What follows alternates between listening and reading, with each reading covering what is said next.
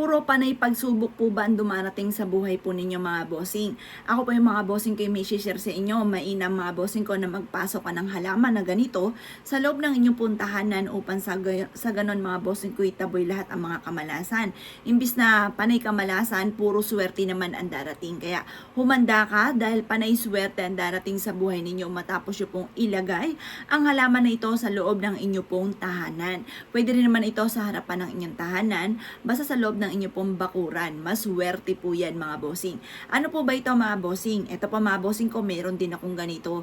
Ako po mga bossing ko ay merong halaman na oregano mga bossing ko sa loob ng aking bakuran. Yan po ay pwede nyo ring ipasok sa loob ng inyong puntahanan. Kailangan lang po mga bossing ko alagaan natin ito ng dilig upang sa ganon, kung ano yung pag-aalaga natin sa kanya, ay ganon din ang swerte na bumalik po sa atin. Maswerte po ang dulot po ng halaman na yan mga bossing ko. Lalo-lalo na kung yan po ay ilalagay po ninyo sa inyo pong bakuran or sa loob ng inyong tahanan. Ang aroma mga bossing ko ng oregano ay nagtataboy ng mga kamalasan. Kung naniniwala kayo sa mga ganyang mga pamamaraan. Kung hindi ka naman naniniwala ay huwag mo na lang papansinin ang ating video. Pero yan po mga bossing kong aking sinishare sa inyo sa pamamagitan ng oregano, ang dulot niyan ay swerte. Marami na ako mga bossing ko na napakinggan, bukod po mga bossing ko na malaking tulong ito lalo-lalo na kung kayo ay nagtitipid or kaya ay talaga namang subok na subok nyo na ang oregano pagdating sa usapin ng ubo or sipo ng inyo pong mga anak. Kasi ganyan din ako dati mga bossing ko, wala akong pambili ng syrup pero may syrup na ngayon ng oregano mga bossing ko. Ngayon pa mga bossing ko, mas mainam mga bossing ko na ang gagawin nyo lamang po ay maglalagay kayo ng halaman mga bossing ko ng oregano. Yan po ay nagtataboy ng mga negatibong espiritu mga bossing ko.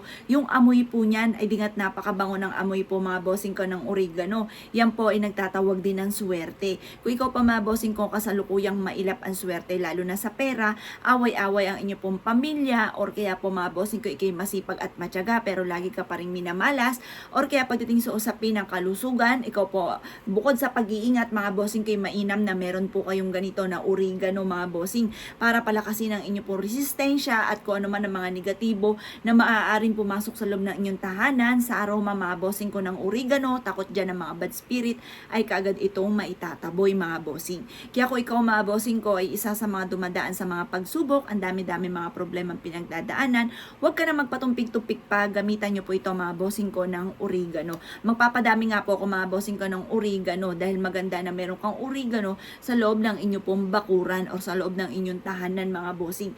Bukod po dyan sa ating oregano ay mainam na meron ka rin puno ng tanglad mga bossing. Kaya ako pa mga bossing ko meron din akong ganyan. Syempre pag mga pampaswerte ng mga ganyan mga bossing ko, dahil ako isa sa mga panatik sa mga pampaswerte at marami rin nagpatotoo sa buhay po namin na yan ang numero 1 dinagdag ko lang sa buhay po namin ang mga pampaswerte. Bukod sa talagang masipag at matyaga ako at hindi rin ako nakakalimot magdasal mga bossing ko, ang dinagdag ko lang ay pampaswerte.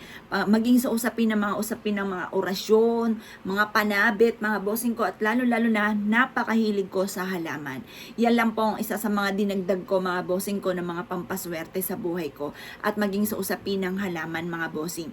Yan pong oregano mga bossing ko at ganun din po ang tanglad at ganun din mga bossing ko ang isa sa mga pinaka-the best mga bossing ko ang usapin ng pandan. Yung tatlong yan dapat huwag kang magpapawala dahil yung amoy po niyan mga bossing ko ay nagtatawag ng swerte, nagmamagnet ng swerte.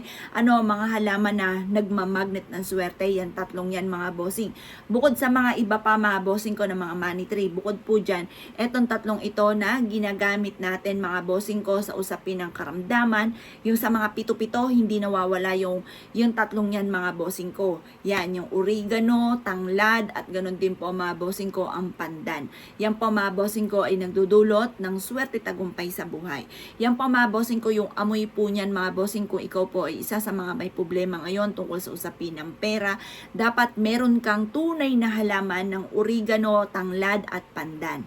Dapat meron kang ganyan mga bossing ko sa harapan ng inyong tahanan or kaya sa gilid ng inyong tahanan, basta sa loob ng inyong bakuran, especially kung kayo po mga bossing ko ay meron pong ganyan sa loob ng inyong pong tahanan. Sa loob ng tahanan, sa loob ng bahay, maswerte po yan mga bossing. Kung ikaw po ay napakailap ng swerte sa inyo, maglagay ka ng ganyan sa gilid ng pintuan ng main door, sa labas o loob ng inyong pong tahanan. Kung kayo po mga bossing ko ay wala pa ngayon, ikaw po ay maraming problema pinagdadaanan ngayon, kahit ano po yan mga bossing.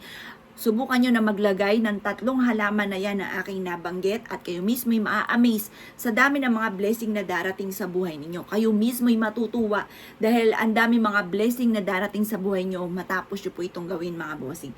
Kaya kung ikay naniniwala at nais nyo po itong gawin, huwag ka na magpatumpik-tumpik pa. Makakatulong po ito upang sa ganon kayo po higit na maka-attract na swerte at maraming pera ang dumating po sa inyo. Kayo mismo ay ma-amaze sa dami ng mga blessing na darating mga bossing. Kaya kung ikay naniniwala at nais nyo po itong gawin mga bossing ko, lumarga po kayo. At kayo mismo mga bossing ko ay parang mapapaiyak ka sa sobrang dami ng blessing. Basta humanda ka sa dami ng blessing mga bossing ko ha, dahil hindi ko na maiisa-isa dahil ako po ay nagkaroon ng ganyan mga bossing ko, madami mga blessing na dumating. Hindi ako makapaniwala sa mga blessing na dumating at hangarin ko'y ganun din po maganap sa inyo. Pero syempre mga bossing ko, kahit marami kang ganyan at ikaw po ay batugan, baliwala po yan. Kaya kailangan, kung ikaw po ay masipag matyaga, tatambalan natin ng mga pampaswerte para kung ano man yung mga pagsubok na darating sa buhay po natin, hindi po natin ito makamtan. Para meron tayong pantaboy ng mga negatibo, para meron po tayo mga bossing kong pangontra sa mga kamalasan. Kaya kung ikaw ay isa sa mga mahilig sa mga halaman, kagaya ko, kasi anti-stress po yan, subukan nyo na mag-welcome ng ganyan mga bossing ko dahil talagang ang sarap sa pakaramdam, lalo-lalo na basta mahilig ka mga bossing, pero kung hindi ka mahilig, pero mahilig ka sa mga pampaswerte, may mga taong ganon, subukan nyo po itong halaman na ito, dahil ito ay magdudulot sa inyo ng swerte tagumpay sa buhay. Ang 3 halaman na yan, pandan mga bossing ko, tanglad, at ganon din ang oregano. Yung 3 yan, wag na wag kang magpapawala mga bossing. Dahil napakaswerte ng dulot ng halaman na yan mga bossing. Yun pa mga bossing, habang kayo nagtatanim, kausap-usapin nyo po siya, tapos ilagay nyo siya sa isang magandang lagayan. Tapos, maglagay ka sa gilid ng pinto ng main door or kaya po sa main entrance ng inyo pong negosyo. Pwede rin po yan, magtatawag po yan ng swerte or kaya po sa harapan ng inyo pong bakuran. Maganda po yan. Yan po ay nagtataboy ng kamalasan para walang uminter na kamalasan sa inyo. Kung ikaw po ay away-away ang pamilya, magulo ang inyong pamilya, talaga namang lahat na inirakit po ninyo or kaya po lagi ko yung talo ko, ano man po yung tinatayaan po ninyo.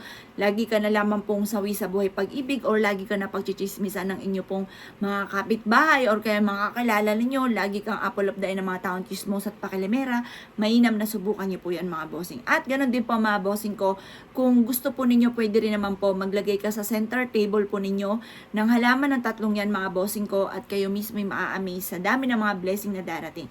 Kung minamalas ka ngayon, wala ka pang ganyan, subukan niyo po mga bossing ko, once na kayo ay nagkaroon ng ganito, maraming blessing ang darating sa inyo, siksik-liglig at umaapaw at maraming blessing ang darating, hindi lang sa inyo, pambuong pamilya, maging sa mga anak po ninyo or kung sino man yung nakatira sa loob ng inyong pong tahanan. Kaya kung ikay naniniwala at nais po yung gawin, asya mga boss, good luck po sa inyo po lahat.